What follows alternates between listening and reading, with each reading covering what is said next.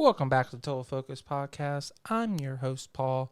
Our sponsor of the week is Mid-Atlantic Video and Photography Productions. No matter if you need photos or videos, they are the team to get the job done.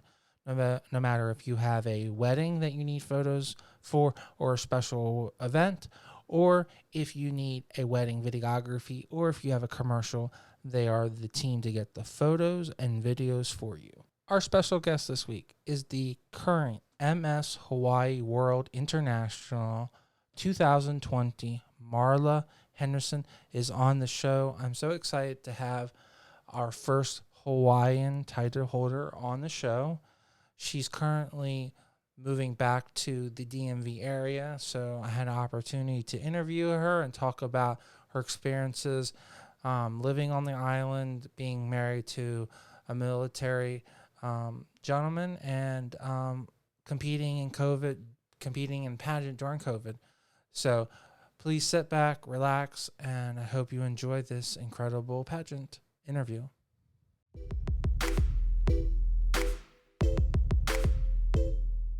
And welcome to the show. Hi, thanks for having me. Oh, it's always great to have someone from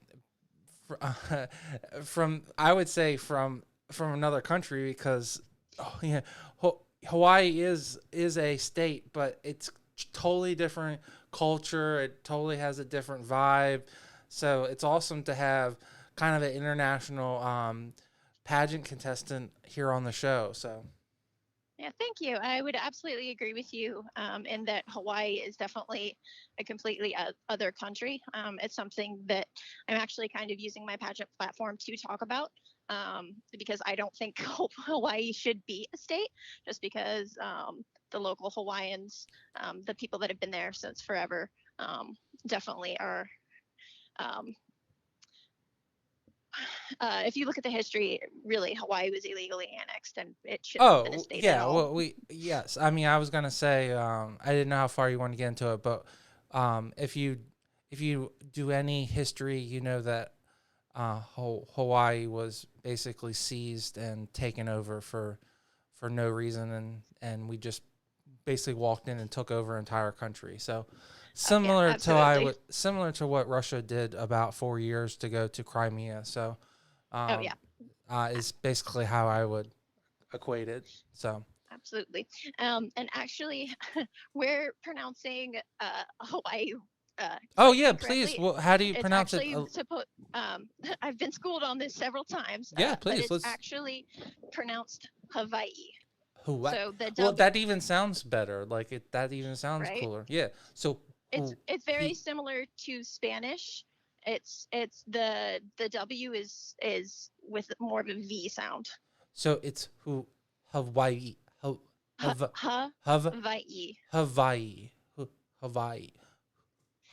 I know I'm still not getting it. It might just be easier for us to stick to the anglicized version for now. You're such a white American. Right? It's okay. Yeah, that's it's a very interesting thing to I had the opportunity to spend 2 weeks on the island of Oahu, and it's very interesting that even to this day that there is a huge amount of anger, especially on the southern side. Is that correct? Is that the might be thinking west side. The west side, where a lot of natives still currently live. Absolutely. So, and it's a shame. I don't endorse the way that the United States inquired the country of Hawaii, and but it is a cool place to go as an American, and as a benefit that you don't have to have a passport and be able to go to such an incredible place is pretty awesome. Yeah, for sure. I wish there was like a middle ground. I honestly wouldn't want Hawaii to be in the situation like Puerto Rico, where we basically take all their resources and we provide them their rights and that as well.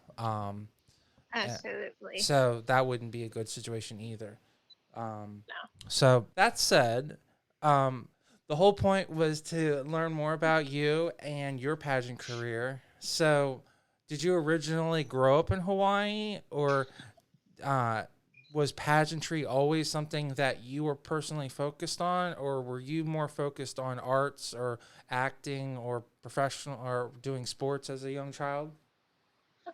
So that's a great question. And I actually grew up in the DMV area in way, way, way southernmost part of Maryland that you could absolutely ever imagine. Good old St. Mary's County. Um, so, and then when I bounced around a lot as an adult, just trying to find my roots, and I ended up going out to Hawaii in 2017 to, I thought to get married to this one guy. Turned out was not working out, and ended up getting married to a different guy. Um, and then from there, I had always wanted to do pageants, but I was never really allowed to do them as a child, or really didn't actually have the opportunity to do any of the Miss competitions, but I definitely followed along, all the pageant blogs and that kind of thing. Then a good friend of Now, mine. during your young, if you weren't allowed to do pageants, were you allowed to do sports or play an instrument to really help you grow? Not really. No. Okay. I kind of lived in kind of a more conservative household Okay. and was homeschooled. And that's actually kind of ties back into part of my pageant story anyway. Oh yeah, no, because everyone has their own path, and there are things that you can learn from other people. So if being homeschooled was the path that took you on your journey, it's very interesting to learn how it helped you along your way. Absolutely. So you moved out to Hawaii, and then you decided to do a pageant. Is that correct? Yes. So a good friend of mine, she was actually one of my mom's good friends when we were all kids. And her daughter actually won Miss USA or Mrs. USA in 2017, and my mom's friend is actually Mrs. Maryland International 2020. Yeah, 2020. And so I saw her and her family doing all these pageants. And I don't know if you've had the chance to talk to her. Her name is Miss Jill. And she was also, when she was married, she was, we were all in this kind of like really conservative church group that didn't really leave a lot of freedom of expression. We joke that we were basically Amish without being Amish. Oh, Um, yeah. but it's So good not a that whole lot. But it's also good that you kind of had a group of people to go to as well. Oh, So yeah. No, absolutely. Absolutely. Yeah. No, that's not, that's not, yeah. Anyway. And so watching her, really enjoy pageants and really give back to her community kind of just inspired me to get involved in my own pageant. And I actually started out in the Mrs. Hawai'i America pageant. Um, but I was having creative differences with the director. So I ended up dropping out of that. My best friend and I were doing it at the same time. And it was just an interesting mess because of COVID. Um, but then we ended up getting approached by a Brazilian pageant that was moving to the United States, and we competed virtually for. Um, I competed for Hawaii's, and my friend competed for Michigan, and we ended up getting crowned for those titles. I had to beat out 8 other women, so it was definitely a that's journey. awesome. So, how break down for our listeners that are dealing with COVID right now, or may have to deal with some kind of similar virtual pageant. How was that experience? what were some pitfalls? Do you have any suggestions on how to cohabitate that, like how to work that into a successful win? Absolutely. I would credit having really good lighting and um, it's really all about the lighting. Like, I know that sounds cheesy, but having good lighting, it's not even necessarily about your camera quality because you can have, a really great professional camera, but if you don't know how to light yourself in a way that's flattering and really just puts everything up, um, Well, all your best features. was the angle important too? Did you have it really high up, or did you have it more eye level? Um, Well, so most of it was just honestly just interviewing, and for that it was really just more waist up.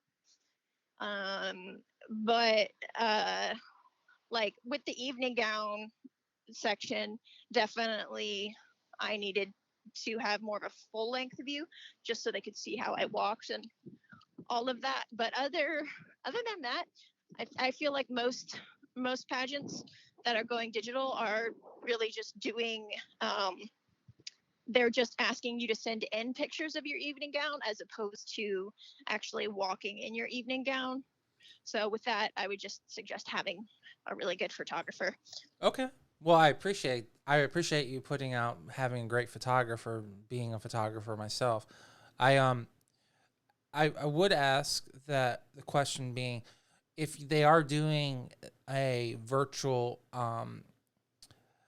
evening gown portion where you actually have to walk, do you have any suggestions? Because on a typical pageant, you would have people surrounding you, giving you words of encouragement. You'd have a crowd cheering.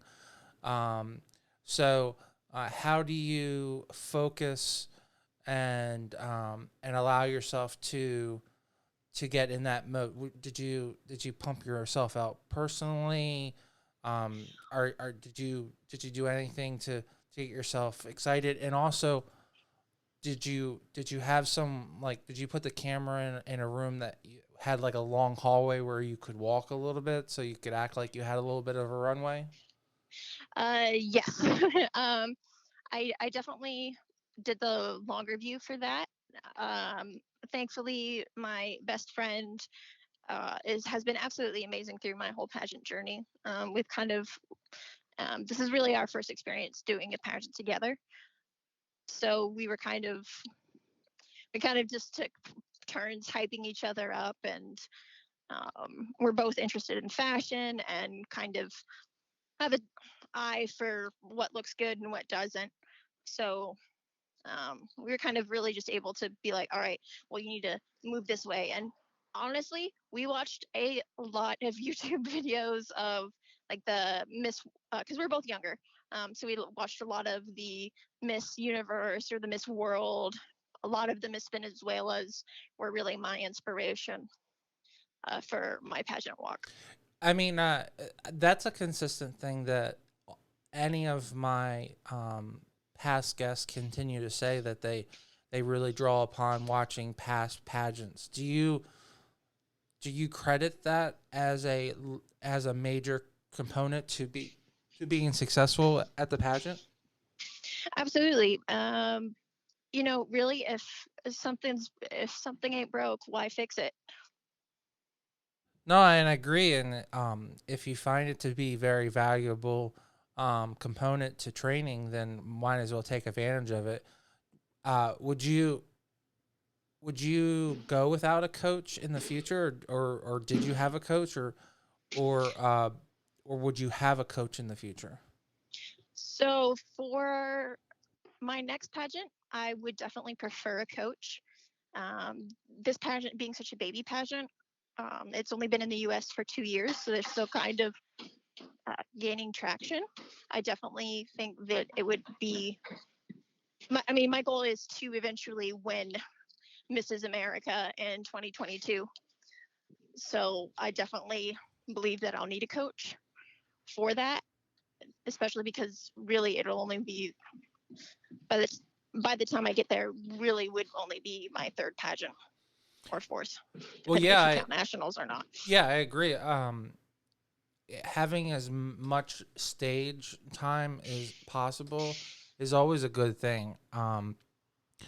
Do you like the idea of doing multiple pageants just to get pageant experience, or are you primarily focusing on a certain pageant system, and just going to focus on that competition and not do any other things? And if you don't do well that year, you'll just come back and then continue focusing on that system. Right now, my goal is to focus on the Mrs. America pageant system. And so I definitely think I'll just keep trying and trying and trying until I get a state title, or I get a, or can actually, go to a state title and then from there go to nationals.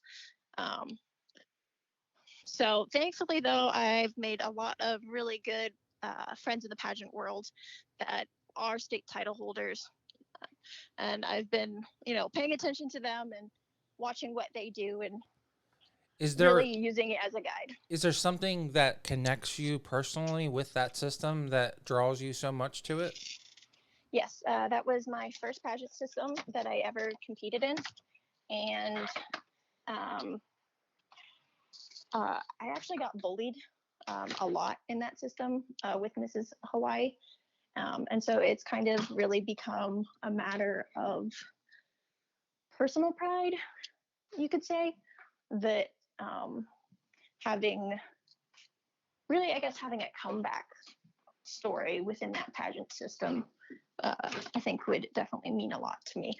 So I'm getting the feeling that you want some redemption then? Redemption makes it sound like I did something wrong. Right. Maybe that's not the right context, but like, I guess vindication, maybe. I guess. Okay. Well, I'm sorry that I mean, there are negative people in this world. Oh, And absolutely. I truly believe pageantry is the one area where it should be a positive place for women. It's an opportunity for women to be their own star, and men aren't the primary person. And all other competition, men tend to put their foot in the door or be nosy.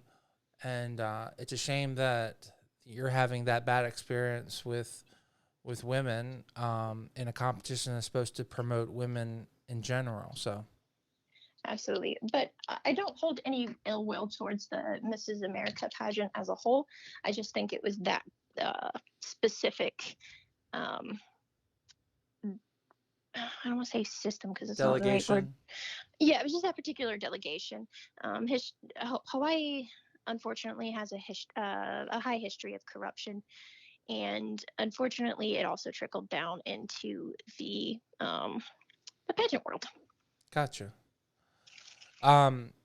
Is that one of the reasons why you have elected to come back home? No, that well, sort of, I guess, in a way. The COVID restrictions were Gotcha. just getting really, I don't want to say ridiculous, because COVID's not a laughing matter. Right. But sometimes people they mean well, but they just don't really know what they're doing, and that would be our governor, Hawaii's governor. And so I'm just kind of concerned about and there's more and more unrest in Hawaii, and I just really, after having a conversation, and like you were saying, East Coast is more where you grew up, so it just sounds like you need to come back home. Yes, and then really just having a conversation with a lot of locals. They're being, rightly so, more and more vocal about, to use a kind of accurate but kind of socially justice catchphrase, colonizer. They're really big about colonizers not taking over the land and all of that. And I felt like if I really was going to continue my year as Mrs. Hawaii, I really needed to listen to what the people were saying and really just back up and give Gotcha. them the space that they wanted, especially during a global pandemic when resources are already limited. So have you resigned that title, or do you still Nope, hold it? Okay. I still hold that Yeah, title. I thought I was looking at your profile. I thought you still had the title. That's why. So you Nope, just elected to give them personal space, but you're still happily to represent them. Okay. absolutely.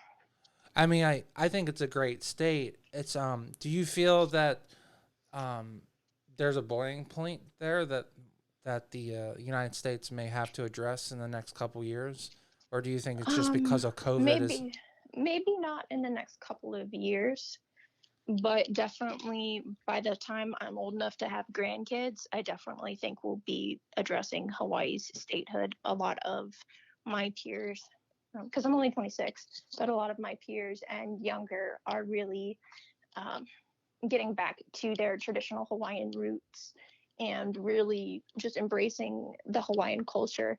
And it's it's such a beautiful culture. It's so varied, and watching my peers really fight for their heritage and their traditions is something that is absolutely amazing, and I'll support in any way I can. well, we I personally, and I don't think America in any way really wants to snuff out someone else's culture. Um, so I hope that there's a middle ground that we can come to. It's a very controversial um, topic, just like there is on several other things. Um, and to be honest, I don't have the answers to solve on an hour long podcast, but hopefully there is some kind of middle ground that we can come to. Absolutely. Um, yeah, I'm hoping that um, I mean, a lot of it really is just outside influences coming in and not listening to um, the Kanaka, which is, Hawaiian born and blood, because there's a difference between, being born on Hawaii and actually having Hawaiian families in you. And that's a point of pride for many Hawaiians. Okay, so I'm not even that versed. So even if you're born in Hawaii, if you don't have original Hawaiian blood in you, you're still not considered Hawaiian based on their culture. Absolutely. It's a Okay, sensitive point for a lot of people. interesting. But again, it boils back to colonization, and really just there's about, oh, I should know this. um, this is, don't quote me on this. I'm sure someone's gonna correct me. We'll just put a disclaimer out here, right here. Yeah. Guys, we're just having a general conversation. If anyone makes a mistake, we apologize in advance for it. So. Okay, that works. So, um, so I think there's about 16 individual families that includes like the royal Hawaiian family and the not royal Hawaiian family. Okay. And they've all been divided and intermingled and different things, but they're really big on genealogy. And something that's really cool is that there are certain tattoos um, that essentially act like a genealogy tree that you can get tattooed on your body, which is something amazing. And it really, most of Hawaii's tradition to figure out where your family is from is oral tradition, but it's also in the tattoos. Yeah, I'm very familiar with the tattoos. There's a lot of wrestlers that are Polynesian. Am I saying that right? Yes. And they have the traditional arm sleeve tattoos across their chest as well as their arm. So, um, personally, I'm very and I understand how significant the tattoos are. So I assume that's what you're referring to. Yes. Yeah. Yes. Well, so you basically flip flop between two systems, and you've now done this virtual system. is there anything else during this competition that was really um, incredible that you learned competing as a virtual for this first time with your friend?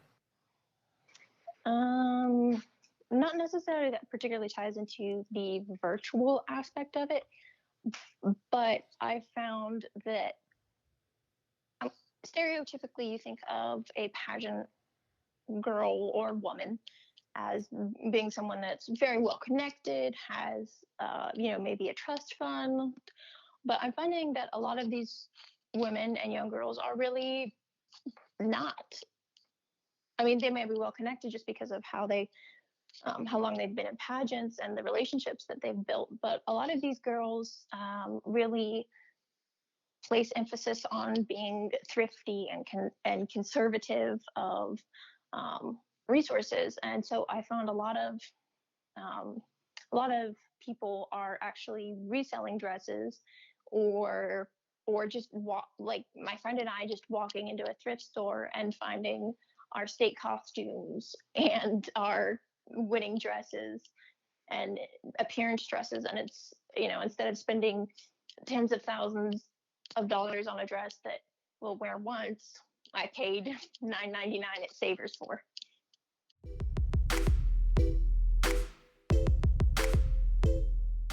I just wanted to take 1 second from this great interview and talk about our sponsor of the week, Mid-Atlantic Video and Photography Productions.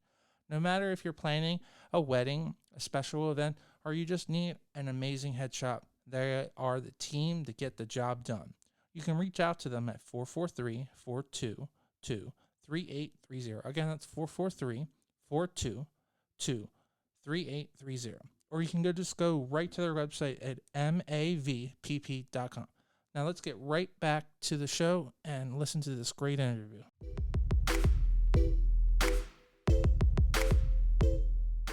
I mean, in the past, would you have looked down on someone to go thrift shopping, or did you now find, now that you've been successful in being able to do that, do you find a new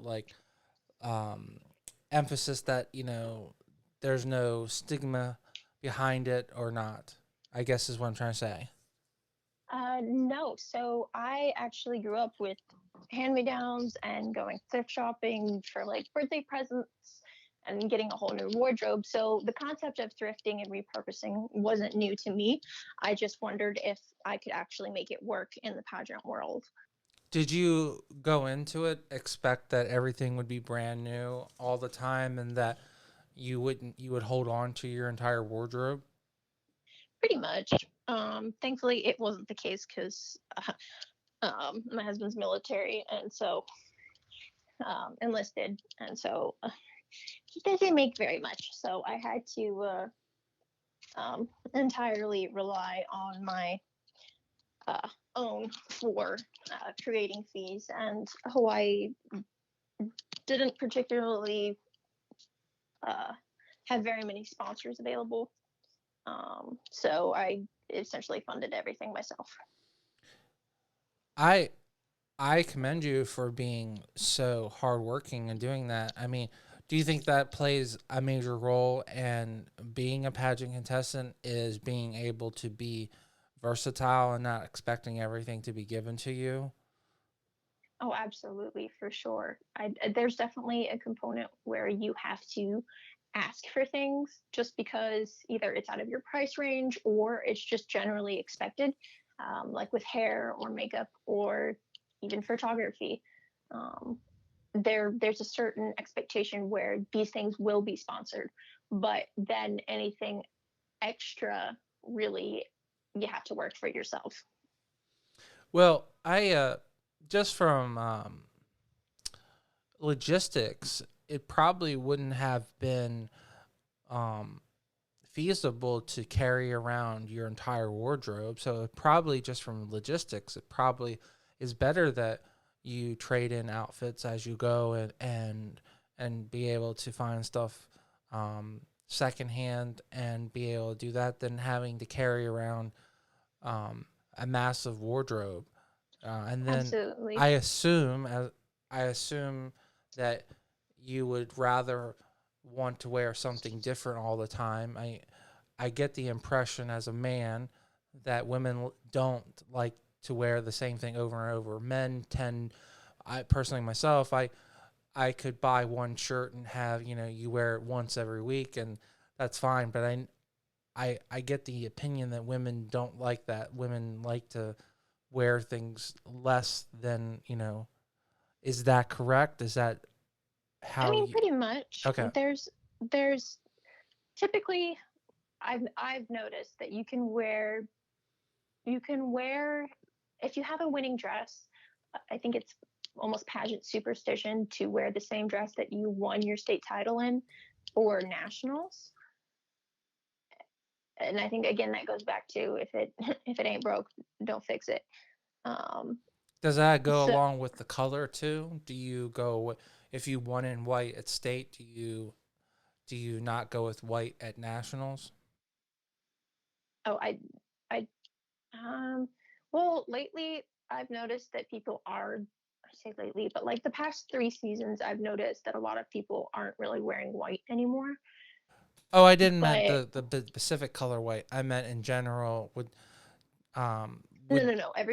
I've like pretty much if you have a dress that you win, you wear it to nationals unless something happens with it or you get a sponsor that says, "Hey, will you wear this dress?" And it's like 9,000 times better.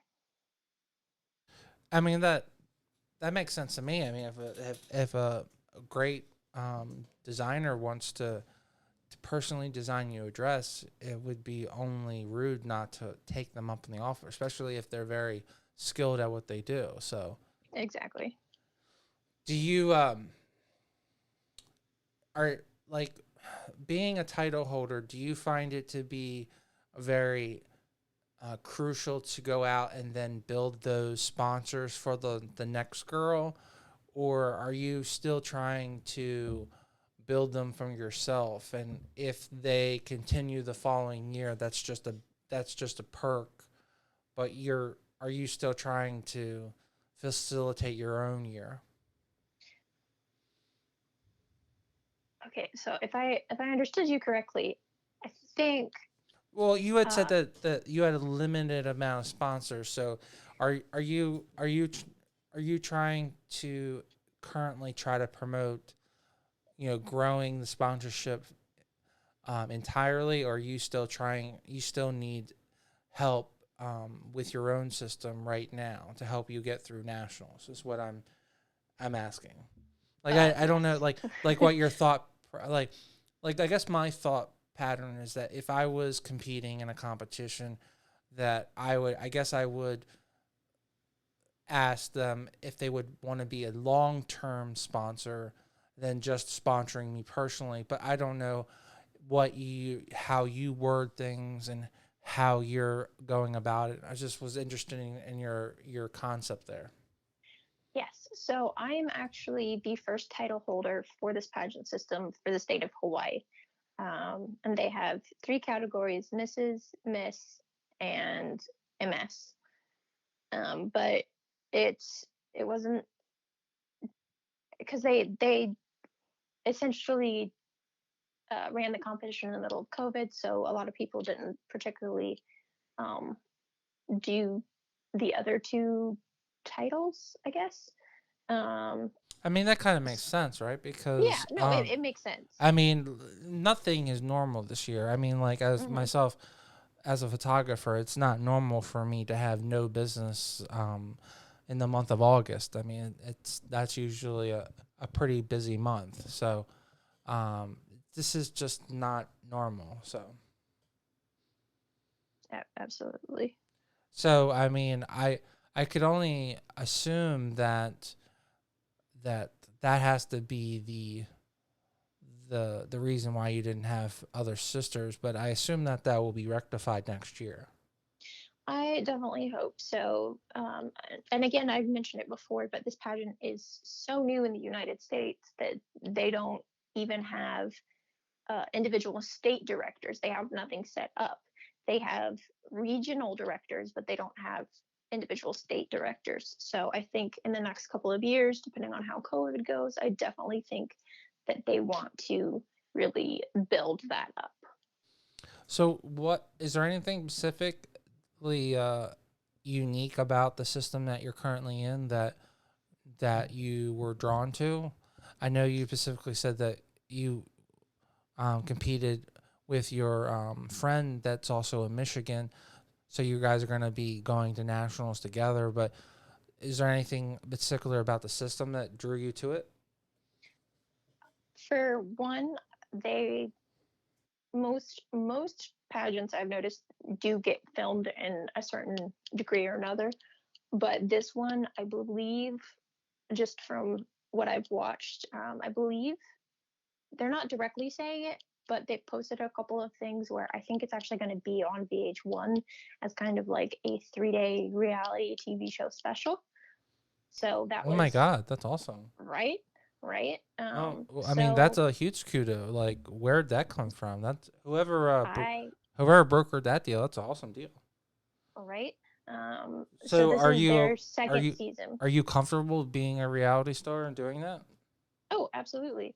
I actually have a pretty, say, long history, but I have a pretty decent history of being uh, a background extra for various 2 different TV shows and a couple of movies. So I was thrilled to have a more principal role. I mean, is that the other goal? Do you like to be in acting? Do you want to proceed that, or is pageantry just something to do as a fun thing, or just like being a background actor is just something fun to do? I'm definitely more of a hobbyist actor. I think it would be great to have, my own reality show or even star in like 2 seasons of something as a supporting actor. I think that would be great. I think to some extent we all kind of want that um, in the pageant world anyway. But then for me, really pageantry is more of a way that I can give back to the community and gives me that extra platform because 9 times out of 10, those avenues are already built up. And because my husband is military and I plan on being a part of the military community for the rest of my life. We'll be moving every 3 years or so. And so I can, in theory, compete in all 50 states pageants in any and every system if I wanted to. Well, yeah, that's a nice opportunity because you'll be able to kind of rotate through the states and be able to have the opportunity to go through other systems if you choose to, but as well as you could literally just stay in one system and compete in multiple different states because from what I'm aware of, in the married pageants, there isn't a restriction on going back to nationals as there isn't with the Ms., where like with USA or America specifically, you only get one shot no matter if you move in your eligible years of eligibility. So that would be a pretty cool thing if you choose to compete for the next 20 years and literally you could go back. I know our Maryland director, Lorette, has competed both at nationals and world several times. So I know they welcome contestants back several times. So.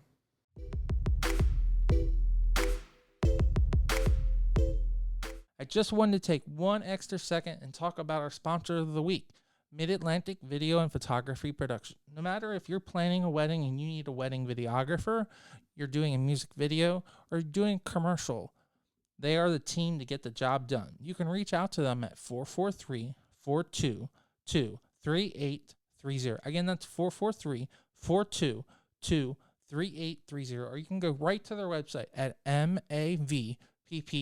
Now let's get right back to this great interview.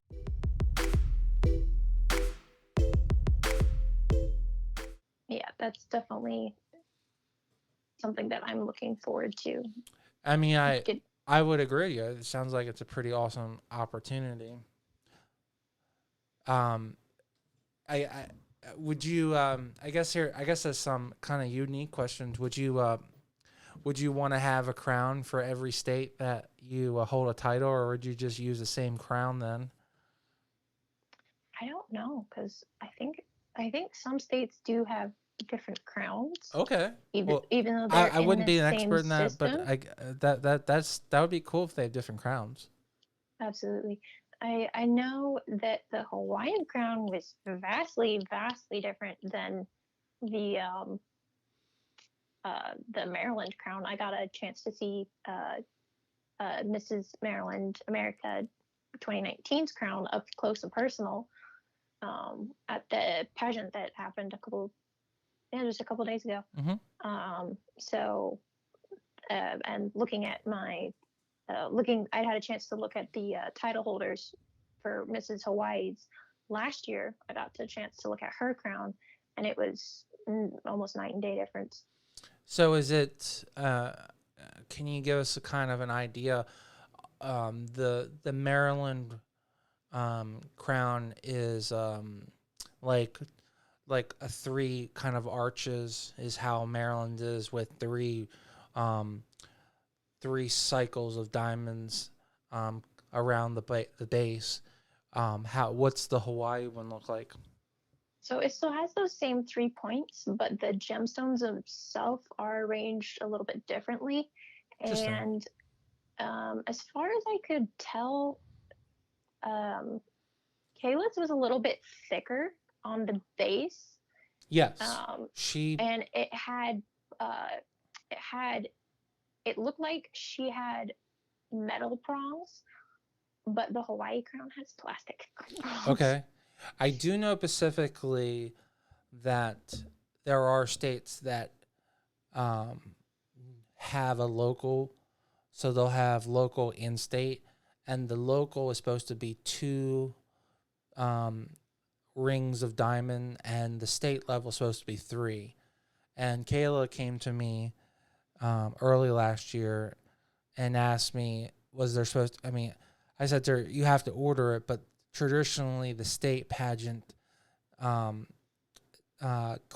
is a 3 diamond. So that might be the difference, is that they might be using just a different design for their state pageant Hawaii. But that's very cool that they're having their own little go at it, especially when it comes to where the diamonds are located. Maybe that is a good thing that they have some customizable, because why should they all look exactly the same? Exactly. It should be same, but different. Right, exactly. What do you think of this new category that they've come up with, this subcategory for MRS with this world? Are you excited for that, or do you think that you would probably want to focus more on the original category and the original system? So I'm kind of laughing to myself that you asked this question. So originally, when the that subcategory was announced, it was supposed to be Mrs. State name World America. I thought that was what it was. So they've changed it already? Yes. Okay. So it's American, and it's funny because that's my weird. pageant is actually Mrs. Hawai'i World America. So I think I got some funny looks at the pageant, because they're like, wait a minute, that was supposed to be the title. And so it's funny that they had to change the title specifically because I think of my pageant. So, well, I wonder if your director or your national director licensed that name, and the America system just didn't grab it in time. And I believe that's the case, because they've been around for the past 15 years in Brazil, and then the last 2 years they moved pageant headquarters here to the U.S. Okay. So they've been primarily having a Brazilian or not South America um, focused system, I guess, or were they only Sort doing of. Brazil? Uh, so they definitely, from my understanding, um, again, communication's kind of been a little bit hard with them just because um, I was in Hawaii and they were their pageant headquarters are in Miami, and that's where everything will be held. Well, I So mean, it hey, without COVID, that's probably an incredible place. I mean, right. if COVID isn't an issue, then that's the most incredible place to go for a pageant, regardless I'm if you're I regardless if you're married or single. You know. Yeah, I am very, very excited about that. They have like a whole yacht set up for us Oh and wow. everything. And it's, I actually spent some time in Miami. So to be able to go back as a kind of important person is, is going to be very unique and different. And I'm excited for that. It's always nice to be looked up upon, especially I guess going back to somewhere where um, you always felt you wanted more responsibility or attention. So that's awesome. You're going to get that opportunity. Yes, thank you. Um, well, what's your outlook on COVID? Are you extremely concerned about it?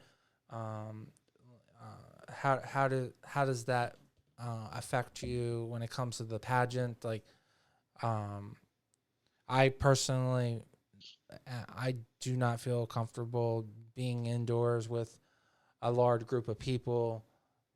So, how are you coming to grips with that and dealing with that yourself?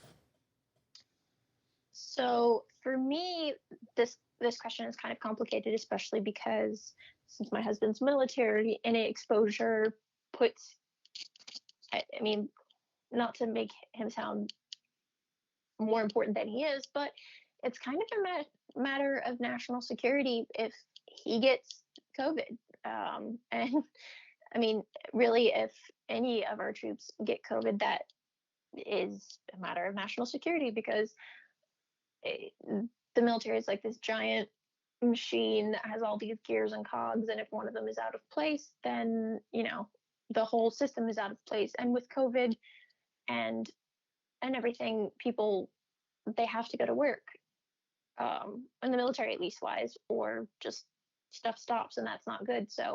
Um, so I've had to be really, really careful not to get it, and pass it along to my husband, because then he goes into quarantine. Like even if he's exposed to it and doesn't have it, he still has to go into a mandatory 2-week quarantine. So that just puts everything into a whole ugly mess. So I've been really careful about who I hang out with. I wear my mask nonstop, pretty much. Even if I'm visiting a friend and I know that they don't have it, I still wear a mask when I'm not um, when I'm not in the comfort and safety of my own home, or if I have people over, which Hawaii wasn't really. They actually made a new rule where you can't have more than 4 other people over, that aren't, or basically you couldn't have more than 5 people in the house, which was incredibly stupid because most of Hawaii has really big families and intergenerational households. So you have both sides of grandma and grandpa, and all the aunts and uncles in these what are termed monster houses. Um, and so you've got 30 people living in one house and nowhere else to go. So what are you going to do? And they weren't making exceptions for that.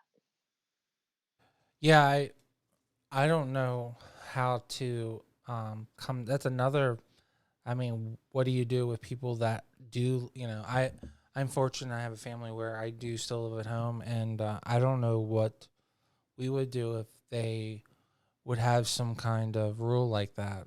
We don't nearly have a family that large anymore, so but Yeah, that is troubling. Um, this disease is very crippling because one person can make everyone sick. It's not something that um, similar to AIDS where you physically have to come in contact, and there's a way to really just avoid getting it. Um, it, I It's just very alarming. Um, It we really barely is. understand. Yeah, we barely understand how to not get the flu, and this disease is much more difficult to not get sick than the flu. So it's just extremely alarming. Do Oh, you guys so have here, do you guys have any idea when your pageant is going to be? Like, yes, uh, it's going to be in October, the last okay, weekend in October. so I mean, have you gotten any word? Like, are they gonna try and enforce everyone wear a mask? And like As far as I what are can you gonna tell, do? Like, um, are you just gonna wear a mask the entire time, regardless if pretty you're much. okay? I have well, I misplaced one, but I had at one point two Debbie Carroll masks, Okay. which is a pretty big pageant designer. I actually ended up, between you and me, I ended up thrifting one of her dresses from Miss Ohio, uh, either USA or America. I don't know. Anything you Some send. Miss Ohio. Hey, here's the good best way. Anything you send away will eventually come back to you. So Exactly. Um, so so I had so I have one of her dresses, and it doesn't quite fit me like I wanted it to. But I think I'm going to end up getting it tailored into something a little different. that's what I was gonna say. Um, You can always get it tailored. You know, don't yep, yeah, exactly. exactly. You know, don't there when there is time, there's always a will. If there's a will, there's a way, and especially when there's time. So, Exactly. uh, Uh, is there a specific style you're thinking you're gonna go towards then? so ideally, I'm going to horrify like 8 people, I know. Um, but ideally, I'd actually like to turn the dress into two different dresses. I'd like to chop it in half and have, because it's a very typical Debbie Carroll dress where it's that very unique, almost her signature sequin beading, I guess you could call it. And so, if at all possible, I'm going to try to cut in half and have, because it's so much. And this year's styles seem to be leaning more towards simplistic, with like a little bit of bedazzle as opposed to like all out gems. Um, so, I'm I going mean, to take the, that's probably because of just like the environment we're in. You know, yeah, everyone's a that's little true. subdued. So I apologize, I Yeah. interrupted, but Oh, I yeah, just no worries. Uh, I figured some contact would probably be good too. Yeah, yes, exactly. So my hope is to just take the top half and turn it into like kind of like an empire waist with maybe like some scuba fabric and like a mermaid with like along with the mermaid the the tail part of it, I guess, to be just a little bit longer and a little bit of a train, and then with the body of the dress, maybe just do like a really plain. Um, I mean, thankfully it's white, so I have lots of options there to just take the body of the dress and maybe put some slits in it and like do some really cool open sleeves. And because it's a little more of like a sheath bottom, so I have definitely a lot of options to make a interesting top. Hey, you know, the most important thing, as long as you love it and you think you can get two outfits out of it, it really doesn't matter what your friends think about it. So, and it sounds like it's a good concept. I'm very much a visual person, so I love to see it come together, and I'm sure I'm sure if you can see it, if you can envision it, I'm sure that you can make it into a great costume idea. I know that um, our mutual friend Devaney was struggling with her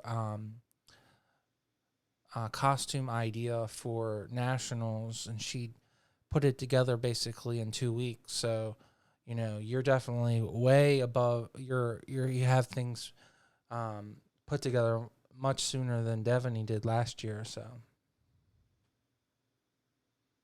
That's true. yeah, That's true. and hers came out really good. I don't know if you saw her actual costume. So, I'm sure that it's gonna come together really well. And it sounds like you have a really good concept there. So, Yeah, thank you. so that said, do you have any good ideas that you would really recommend to the audience or our listeners when it comes to competing in your first pageant? If you're gonna do it as a married young lady and you've never done a pageant and you're really considering it, is there anything that you would like have them prepare to do, or anything they should know going into it? Because it sounds like you had to prepare for a virtual pageant. Now you're preparing for a real pageant in real life. Is there anything that they should know going into it that you've learned along the way? Definitely do your research. Not all systems are created equal. Some place more of an emphasis on community, some place more of an emphasis on talents. It's really, I mean, it's not like you're trying to, um, there's just a saying, I can't remember it, but basically, you just really gotta try everything on, try all the pageants and really just kind of know yourself and know your personality, and definitely talk to current title holders or people that are currently competing, just to really get a feel. And again, just look at what other queens have done, and I think you'll be set. I mean, I think those are all really good advice. Looking back, do you definitely think that this is something that's been helping to keep you positive during this year that's been so challenging for everyone? Uh, yeah, definitely. There's a lot of their pageants offer a lot of structure, and we're all feeling kind of really unbalanced with everything just being so uncertain. And I think pageants definitely help give a kind of certainty. Yeah, I agree with you on that. So, I just want to thank you for coming on the show and really giving us some insight.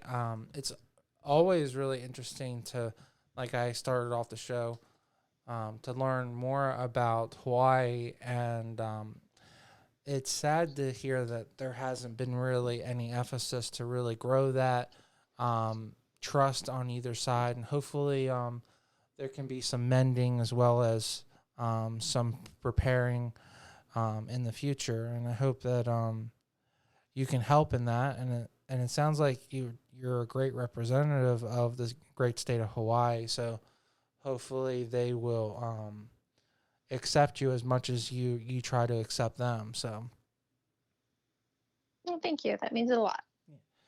well, we will definitely be here at the Total Focus Podcast. We will be definitely rooting for you, and we're really excited for you. And we will really pray that you're safe and everything goes well. We're myself and all of our listeners, I'm sure, are very concerned for all of our guests competing in actual pageants this year with COVID. So I honestly don't want anyone to get sick or put themselves at jeopardy. So we will be praying for you, and I hope everything goes well at Nationals. All right. Thank you so much. It was a pleasure being here and really enjoyed our conversation. I as well.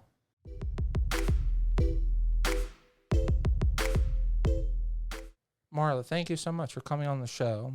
Thank you for giving me a nice refresher course as well as a nice update and really good bare bones fact on how Hawaiians are currently dealing with America's issue with statehood, and also how they're dealing with COVID. It sounds like there's a lot of things that need to be worked out, and hopefully that will be worked out in time. It sounds like you're on a great path, and it's always excited to me to hear people that are really trying to do something, go outside the comfort zone, and you're at the beginning of your journey, and it sounds like you are really excited for the rest of your pageant career. And I would love to do a follow-up with you and see how multiple title holder reigns go and see how everything works out. I hope that you get a national title one day, and I hopefully all of that will come to pass. As always, I want to thank my listeners. I am praying for you guys always. Please make sure you're wearing your mask and washing your hands, and you know, I thank you guys all for subscribing to the show, listening. Please don't forget, we have our movie review show with my co-host Ivan Carlos, where we talk about movies and we just have a good old time. Please leave comments if you have specific movies you want us to review. And as always, make sure you like, subscribe, comment, and as always, stay tuned.